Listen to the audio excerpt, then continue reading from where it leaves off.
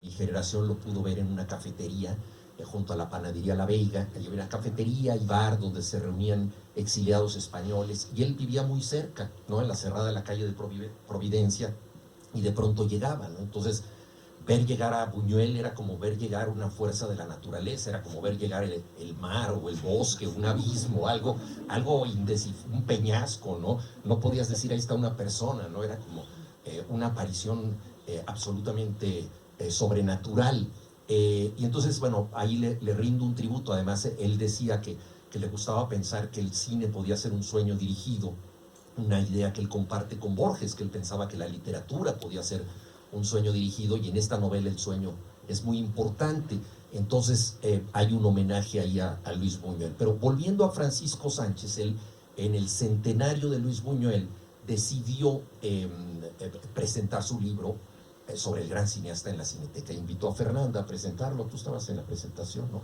Me invitó a mí también, sin que yo fuera experto en nada, pero teníamos esta amistad de la que he hablado. Pero yo no pude venir porque ese día nació mi hija. Y entonces me ausenté. Y Francisco, vean ustedes el tipo de persona que era. Me ausenté y dijo, no, perfecto, lo entiendo muy bien. Y entonces en la presentación él dijo, bueno, Juan no está aquí con nosotros porque acaba de nacer su hija, y yo quiero pedir un aplauso a todos los presentes por la bebé que acaba de nacer, ¿no? Entonces, lo cual es como un gesto muy buñuelesco, ¿no? Una cuestión totalmente surrealista, ¿no? Buñuel dice que el primer estreno de su película él llevaba piedras en los bolsillos para defenderse de los críticos, ¿no? Bueno, con los años se acostumbró a recibir aplausos, pero quizá ningún aplauso tan raro, ¿no? Como el de que una niña nacía 100 años después de él. Ahora, ¿cómo supe yo esto? Yo estaba naturalmente en el hospital y Fernanda me escribió una carta. Y era una carta en la que ella mencionaba el futuro, obviamente porque había nacido mi hija, y entonces era el inicio de una etapa, el inicio de una vida. Y a mí eso me marcó mucho porque yo dije, bueno, aquí está naciendo algo importantísimo para mí. ¿Y cuál será ese futuro? ¿Qué va a pasar en los próximos años? ¿No? Y recordé, hablando con Leonardo de la Cineteca, lo que se había calcinado, y luego la nueva Cineteca, donde se aplaudía una vida todavía futura. Yo sentí que estas extrañas rondas del tiempo, ¿no?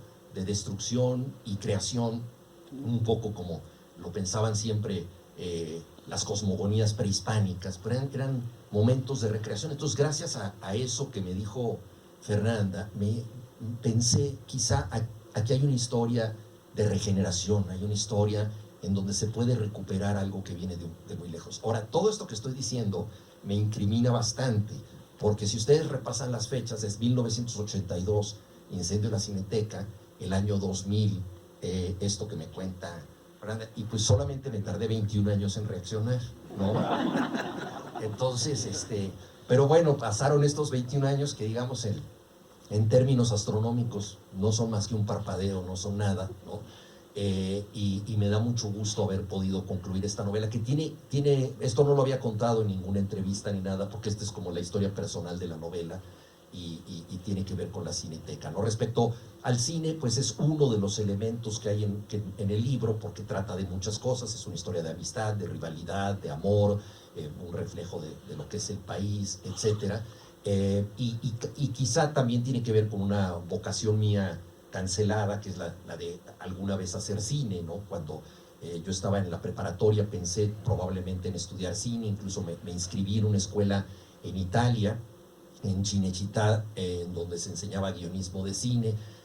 Fui a tomar clases de italiano aquí a la Academia Dante Alighieri, pero la verdad es que nunca fui ahí, no me dediqué al cine, se convirtió en una de muchas vocaciones canceladas. Y luego, cuando tuve la oportunidad de hacer algunos guiones, descubrí que ser guionista es como ser el cocinero de un antropófago, con todo respeto para los antropófagos aquí presentes, ¿no? Porque el director o el productor te piden, es como si tú eres el cocinero y les preparas un platillo, no les gusta, les preparas otro platillo, no les gusta, hasta que ellos deciden que el platillo eres tú y te comen a ti y hacen lo que quieren, ¿no? Entonces es un trabajo sacrificado, difícil, ¿no?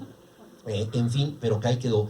Y el origen mítico, ya desde el punto de vista de la escritura de esta novela tiene que ver con un episodio cinematográfico, porque hace unos 6 o 7 años a 10 escritores de América Latina nos pidieron que cada uno de nosotros escribiéramos un relato para una serie de televisión que se iba a hacer en Brasil, dirigida por Felipe Hirsch, y la historia tenía que ver con el sueño de una manera muy amplia, y entonces lo único que teníamos que hacer nosotros en el arco dramático de cada episodio era que un personaje se durmiera al principio y despertara al final. No necesariamente era una historia soñada, pero una historia que tenía que ver con el dormir y el despertar. Entonces a mí se me ocurrió escribir una historia, puesto que se trataba para el cine de un cineasta que habla dormido, que dice cosas sueltas y está casado con una sonidista. Y al ser ella una experta en los sonidos, pues decide captar lo que él está diciendo y más o menos armar esto y tratar de descifrar de qué se trata. Entonces, en cierta forma, esa es una confesión nocturna que él está haciendo, y esa era la historia que yo contaba, pero como tantos proyectos cinematográficos, este no se hizo, y entonces me quedé con ese relato inicial. Pensé cuál sería el relato diurno de él, si se dedica en la noche a hablar dormido.